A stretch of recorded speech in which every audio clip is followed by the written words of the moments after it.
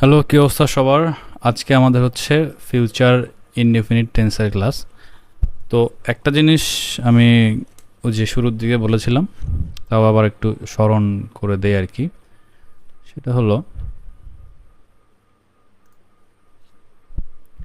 আমাদের ইংরেজি কিন্তু ভার্বের ক্ষেত্রে কি ফিউচার ফর্ম হয় না। কি কি হয়?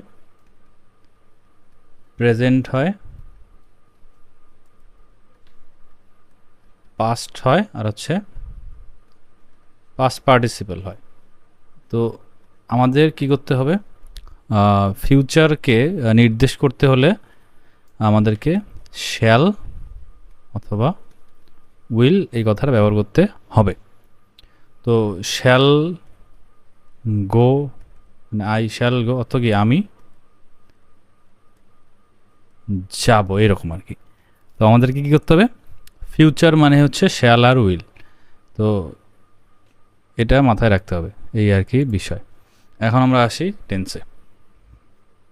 যে কোনো একটি কাজ ভবিষ্যতে অনির্দিষ্ট সময়ে ঘটবে এমন বুঝালে, যেমন কি ওই যে আমি ভাত খাবো, এ কথাটা কি ভবিষ্যতে যে কোনো সময় আমি খেতে পারি, সকালে বিকালে দুপুরে আমার ইচ্ছা মতো সময় আমি খেতে পারি। তো এটা হচ্ছে বিষয় যে কোনো একটি কাজ ভবিষ্যতে অনির্দিষ্ট সময়ে ঘটবে এমন বুঝালে তাকে ফিউচার ইনডিফিনিট টেন্স বলে। যেমন সাবজেক্ট প্লাস কে শ্যাল অথবা উইল, ভার্বের প্রেজেন্ট ফর্ম আর হচ্ছে অবজেক্ট। আমি বলেছিলাম যে প্রেজেন্ট টেন্সটা শিখলে আমাদের পাস্ট আর ফিউচার দুইটাই হয়। একটা জিনিস খেয়াল করে দেখেন, এই শ্যাল আর উইলটা যদি আমি বাদ দিই তাহলে কিন্তু এটা আমাদের প্রেজেন্ট ইনডিফিনিট টেন্সের স্ট্রাকচার হয়ে যায়। এটার একটা ওই কম্প্যারিজন একটা কী বলে ওইটা শিট করবো, এখন ওইটা পরে দিয়ে দেবো। তো আপাতত এটা দেখি। আর একটা বিষয় যে আমাদের কনফিউশন থাকে যে আমরা শ্যাল আর উইল কোথায় ব্যবহার করবো। তো এখানে আমি একটু ডিটেইলড আলোচনা করি নাই, তারপরেও একটু বোঝানোর ট্রাই করছি এই আর কি। যে আই উইল ইট রাইস আর আই শ্যাল ইট রাইস, এই দুটোর মধ্যে পার্থক্য কী? যেমন আই শ্যাল ইট রাইস মানে কি আমি ভাত খাবো, আর আই উইল ইট রাইস মানে কি আমি ভাত খাবই, মানে এটা দৃঢ় প্রতিজ্ঞা করে বলছে যে আমার খাওয়াই লাগবে এরকম। আচ্ছা, এখন হলো যেমন কি আই এর সাথে শ্যাল আর উই এর সাথে শ্যাল ব্যবহার করা হয়, আর বাকি সবগুলোর সাথে কি will. You will, they will, he she it name will.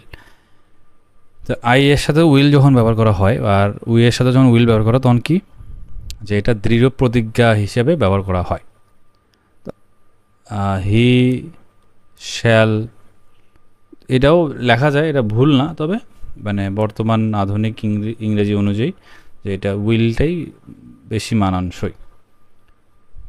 তো এখন হলো যেমন কি আই শ্যাল ইট রাইস আমি ভাত খাবো, উই শ্যাল ইট রাইস আমরা ভাত খাবো, ইউ উইল ইট রাইস তুমি ভাত খাবে, দে উইল ইট রাইস তারা ভাত খাবে, হি উইল ইট রাইস সে ভাত খাবে, শি উইল ইট রাইস সে ভাত খাবে, ইট উইল ইট রাইস ইহা ভাত খাবে। ইটটা কোথায় ব্যবহার করবো আমরা? একটা বস্তু অথবা ওই জন্তু প্রাণী এই সকল ক্ষেত্রে, পোকামাকড়ের ক্ষেত্রে। রহিম উইল ইট রাইস রহিম ভাত খাবে। এখন ওই যে সেম আগের মতোই, যে যদি আমরা ইয়েস অথবা নো দিয়ে উত্তর নিতে চাই, তো সেই ক্ষেত্রে আমাদের কী করতে হবে? ইন্টারোগেটিভ সেন্টেন্সে রূপান্তরিত করতে গেলে অক্সিলারি ভার্ব এখানে কি আমাদের শ্যাল আর উইল, এটাকে সাবজেক্টের সামনে বসায় দিলেই আমাদের হয়ে যাচ্ছে। আর আরেকটা বিষয় যে আইটা কিন্তু সবসময় বড় হাতের হয়, সেটা যেখানেই বসুক। তাহলে শ্যাল আই ইট রাইস আমি কি ভাত খাবো, মানে হ্যাঁ অথবা না দিয়ে আর এই আর কি। শ্যাল উই ইট রাইস আমরা কি ভাত খাবো, উইল ইউ ইট রাইস তুমি কি ভাত খাবে, উইল দে ইট রাইস তারা কি ভাত খাবে, উইল হি ইট রাইস সে কি। আর আচ্ছা, এখানে বিষয় হলো যেমন উইল হি ইটস রাইস, এটা কিন্তু হবে না, মানে এখানে ইটস হবে না কেন? আমরা জানি কি শুধুমাত্র প্রেজেন্ট ইনডিফিনিট টেন্সের ক্ষেত্রে এস বাই এস যুক্ত হবে। ওটা হলো প্রেজেন্ট ইনডিফিনিট টেন্সের মানে পরিচিতি আর কি, যে এটা এস বাই এস থাকলে আমরা বুঝতে পারি প্রেজেন্ট ইনডিফিনিট টেন্স। আচ্ছা, উইল হি ইট রাইস সে কি ভাত খাবে, উইল শি ইট রাইস সে কি ভাত খাবে, এটা মহিলা আর কি। উইল ইট ইট রাইস ইহা কি ভাত খাবে, উইল রহিম ইট রহিম কি ভাত খাবে। আর আরেকটা বিষয়, নেগেটিভ যদি করি তাহলে কি ওই যে সেম একই অবস্থা, অক্সিলারি ভার্বের পরে আমাদের কী করতে হবে? নট বসায় দিতে হবে। I shall not eat rice আমি ভাত খাবো না, we shall not eat rice আমরা ভাত খাবো না, ইউ উইল নট ইট তুমি ভাত খাবে না, they will not eat rice তারা ভাত খাবে না, he will not eat rice সে ভাত খাবে না। She will not eat rice, সে ভাত খাবে না। It will not eat rice, ইহা ভাত খাবে না। Rahim will not eat rice, Rahim ভাত খাবে না।